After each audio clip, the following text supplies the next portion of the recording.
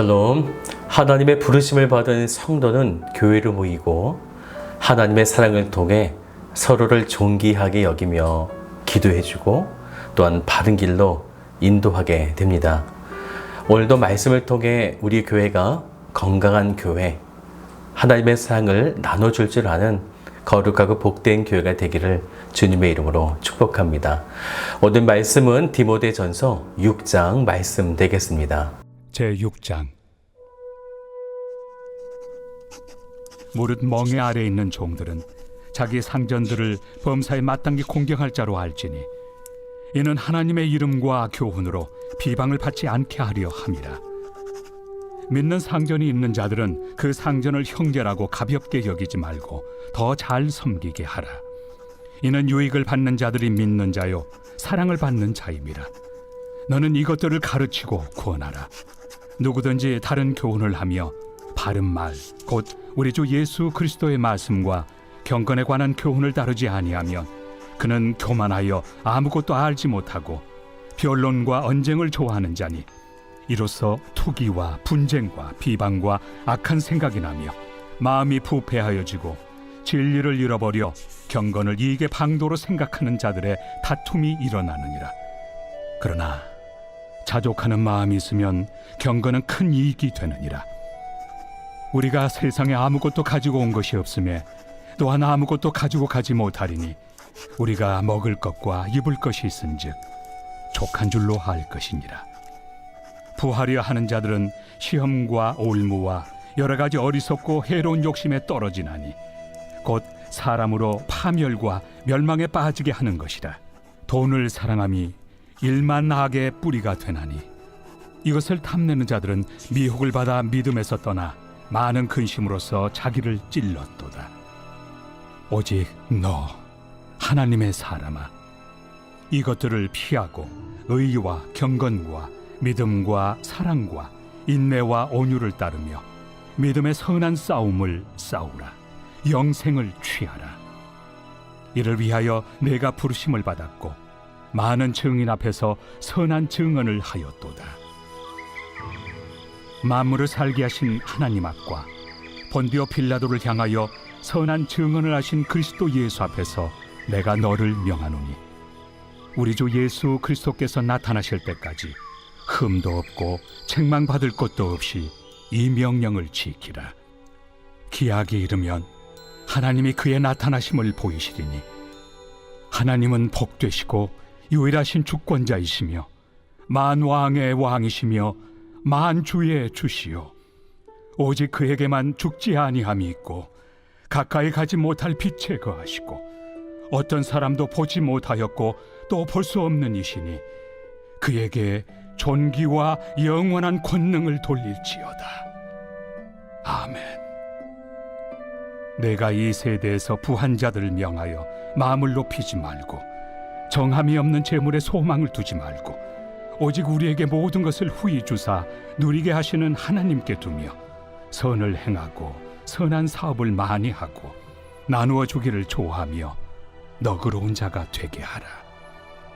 이것이 장래의 자기를 위하여 좋은 터를 쌓아 참된 생명을 취하는 것이니라.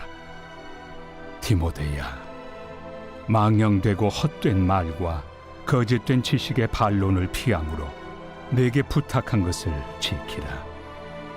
이것을 따르는 사람들이 있어 믿음에서 벗어났느니라. 은혜가 너희와 함께 있을지어다.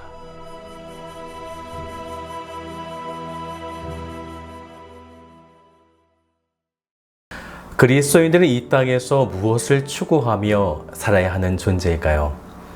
디모데전서 6장의 말씀은 물질주의가 만연한 현대사회에서 그리스도인들의 재물과 신앙의 관계를 어떻게 설정해야 하는지 명확한 기준을 제시해주고 있는데요.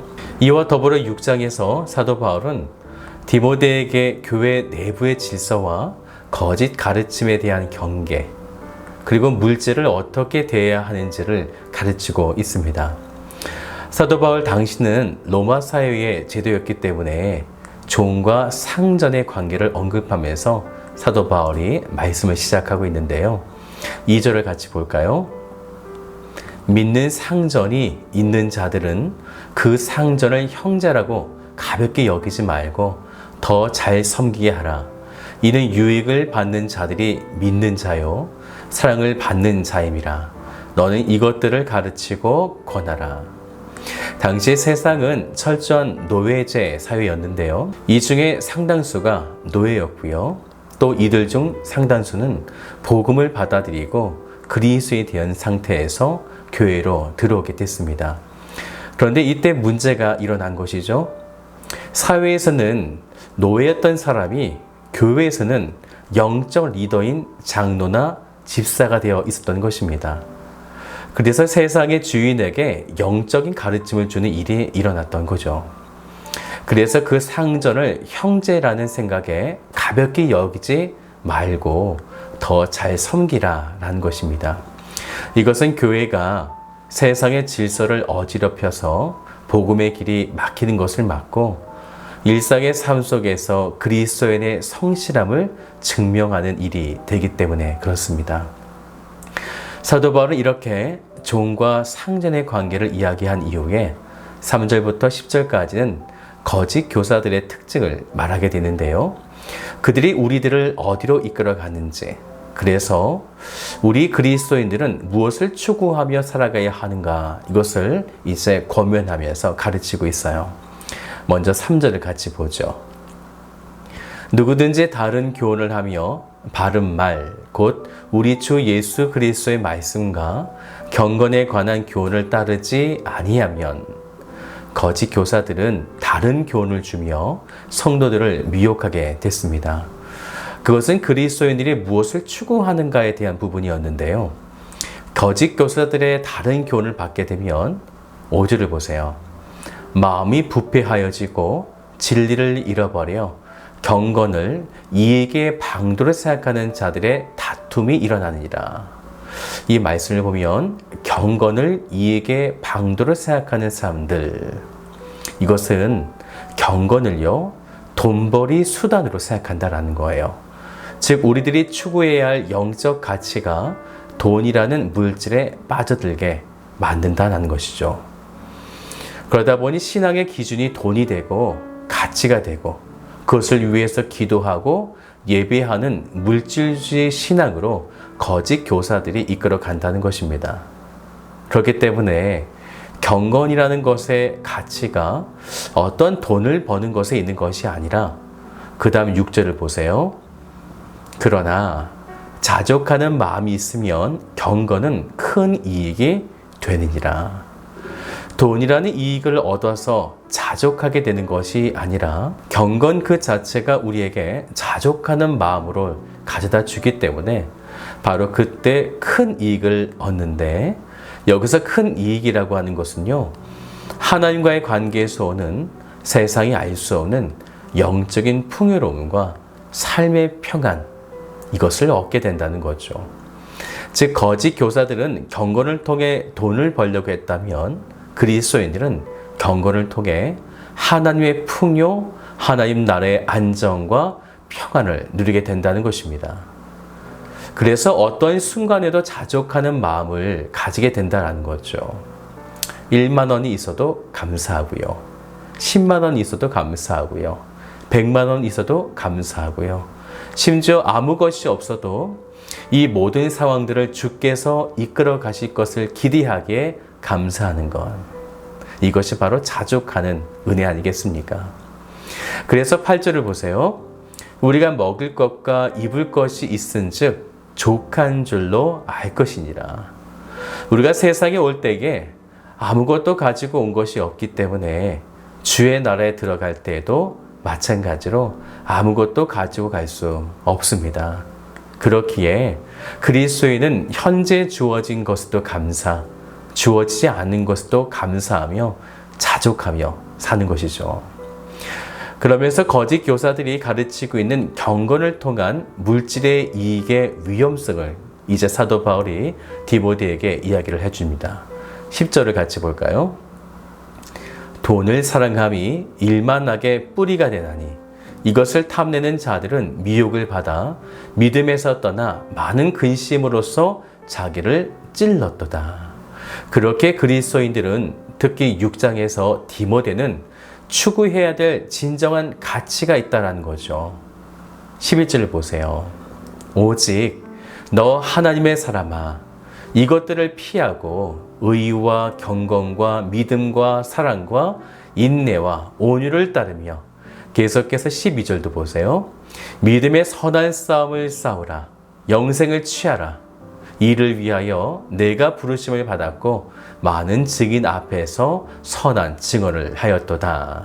아멘. 우리 그리스도인들은 다시 중심을 잡아야겠습니다.